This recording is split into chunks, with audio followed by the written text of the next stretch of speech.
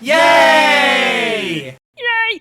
Okay, here's a little problem to get familiar with some of these variables, some of these quantities we've been dealing with for spring motion a little bit more. So let's suppose I have a mass attached to a spring, and it's just sitting there at its equilibrium position. So the spring is just sort of relaxed.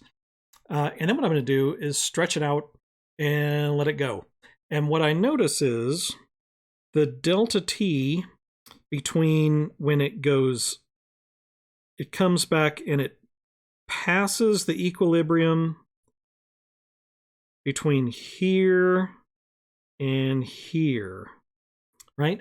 The times that I note between when it passes the equilibrium point, this is going to be, let's say, 2.6 seconds. Okay. What can we say about that? Let's see if we can find...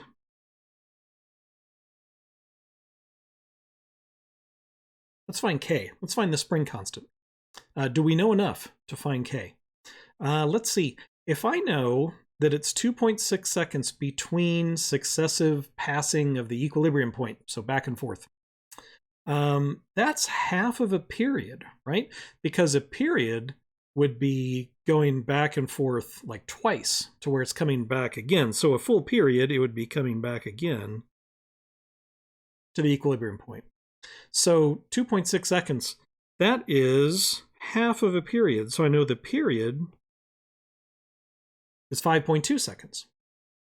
And I know that the period is 2 pi over omega. 2 pi times, let me flip omega, m over k. All right. Well, I know m, so it looks like if I know t, I can solve for k. So I think I'm all set.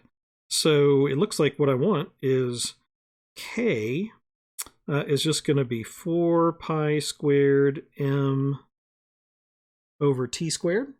I think that'll work. So this is going to be 4 pi squared, 200 grams. Always have to be careful, right? This is 0.2 kilograms. Everything is in SI units. And then t is going to be 5.2 squared. And so if I plug these in, what did I get? About 0.3 newtons per meter. Okay. So sometimes it seems like you might not have enough information to solve the problem, but you might. So it's good to just sort of write these relationships down and just see what it is you know and what it is you don't know. So recognizing that 2 passings of the equilibrium point is half of a period is really the key to the problem.